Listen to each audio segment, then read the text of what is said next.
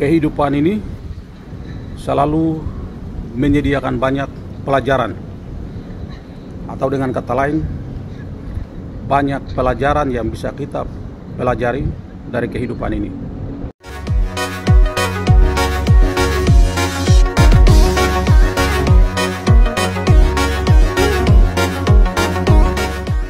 Saya mempunyai sebuah pengalaman.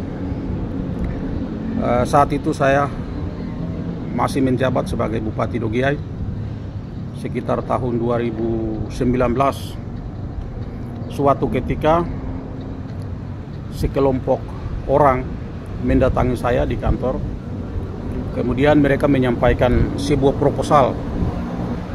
Setelah saya perhatikan, proposal ini berisi rencana, kegiatan, dan usulan anggaran berkaitan dengan penghijauan.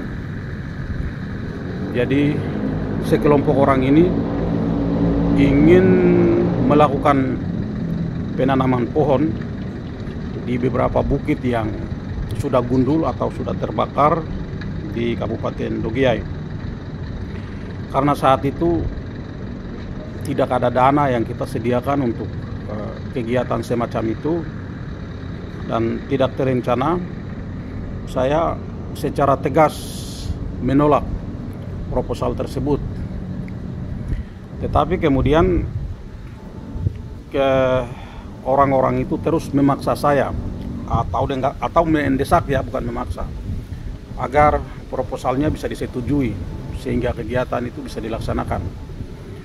Dari argumen-argumen yang mereka sampaikan cukup masuk akal, karena memang di Dogiay, terutama di sekitar kota, ada beberapa bukit yang sudah gundul dan perlu dilakukan penghijauan, dan mereka cukup meyakinkan.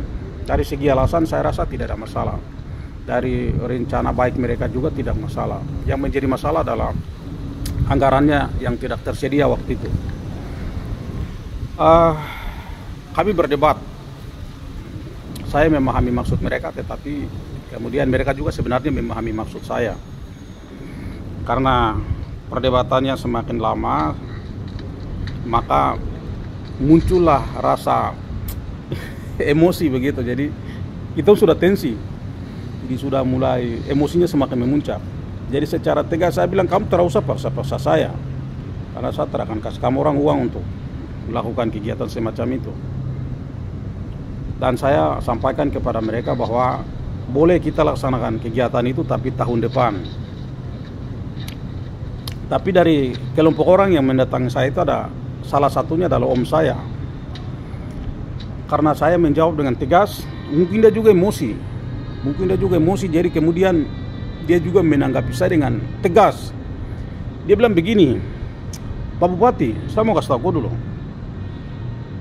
Ini bukit yang kami mau tanam pohon ini, bukit-bukit yang sugundul ini, bukit-bukit yang sudah terbakar dan sudah ada pohon ini, itu dulu kau yang biasa bakar, kau yang biasa pimpinan anak untuk bakar bukit-bukit sepanjang ini. Kemudian saya memang diam karena saya sadar diri toh, bahwa memang bukit-bukit itu dulu saya biasa bakar, saya biasa ajak teman-teman untuk pergi bakar. Saya sudah tidak bisa bicara apa-apa, karena ini ibarat bagaimana ya, dulu saya yang bikin kesalahan, jadi mereka minta supaya saya harus tanggung jawab begitu. Atau dengan kata lain, dulu saya yang bakar, jadi sekarang saya yang harus menyetujui atau harus terlibat untuk menanam pohon-pohon yang dulu pernah saya bakar begitu.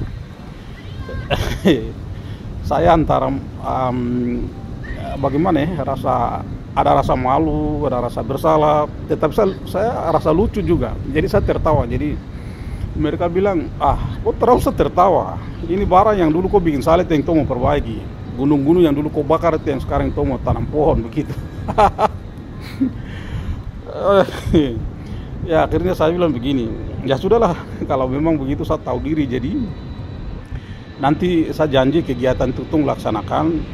Ya, kalau mau supaya kegiatannya bisa tuntas dengan biaya yang secukupnya, nanti kita menganggarkan di tahun depan saja begitu. Akhirnya setelah disepakati, kemudian kita anggarkan untuk tahun depan dan kemudian kegiatan penanaman pohon itu bisa dilaksanakan. Jadi saudara-saudara, hidup itu begitu ya. Jadi kadang banyak hal yang harus kita tebus.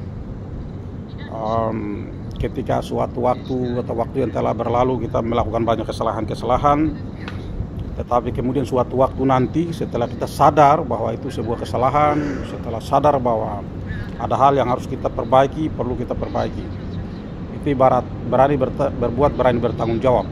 Jadi karena dulu saya yang biasa bakar hutan atau sajak teman-teman untuk melakukan pembakaran, maka kemudian saya juga yang harus bertanggung jawab. Atau barangkali itu memang Tuhan mau kita begitu ya. Jadi Tuhan mau menyediakan momentum, menyediakan kesempatan supaya melalui kesempatan momentum itu kita bisa mempertanggungjawabkan kesalahan-kesalahan kita di masa lalu. Dan Tuhan menggerakkan orang-orang yang baik untuk bisa membantu kita ikut bertanggung jawab. Sama dengan tadi sekelompok masyarakat yang mendatangi saya itu saya meyakini mereka itu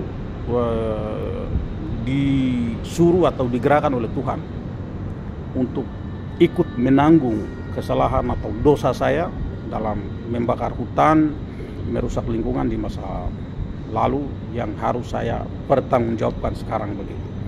Begitu juga dalam kehidupan yang lain. Jadi saudara-saudara semua, ya kita harus belajar dari kesalahan-kesalahan itu. Kita harus memperbaiki kesalahan yang ada untuk bisa lebih baik dalam hidup ini ke depan. Karena seperti yang tadi saya sampaikan bahwa kehidupan ini selalu menyediakan banyak pelajaran yang harus kita ambil hikmahnya. Jadi saat ini kita sedang mengalami krisis lingkungan hidup karena betapa banyak lingkungan hidup kita ini sedang rusak. Banyak hutan yang ditebang secara membabi buta, kemudian pembakaran di mana-mana, kemudian kerusakan yang disebabkan oleh eksploitasi karena kegiatan penambangan misalnya, atau karena bencana alam dan lain sebagainya. Dan kita semua harus bertanggung jawab untuk memperbaiki, kemudian ikut menjaga kelestarian hutan ini. Dengan kita menanam pohon, kita tidak merusak lingkungan sekitar kita, karena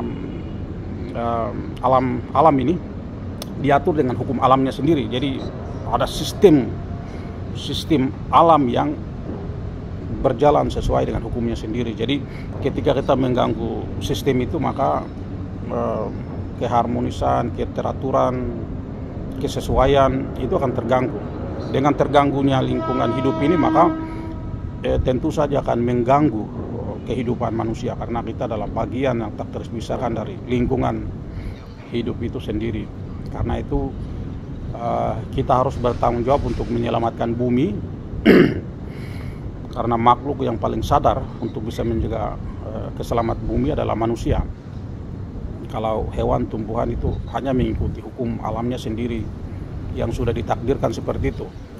Sementara yang bisa berbuat jahat, bisa berbuat baik, bisa berpikir, hanyalah makhluk manusia ya. Karena itu manusia yang harus terlibat aktif untuk bisa dengan sadar untuk menyelamatkan lingkungan hidup ini. Jadi saudara-saudara, marilah kita sama-sama menyelamatkan lingkungan hidup ini dengan cara-cara yang sederhana, tanpa harus menunggu orang lain.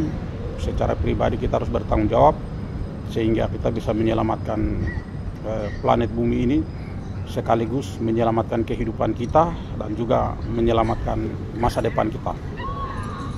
Oke, terima kasih dan Tuhan memberkati kita sekalian.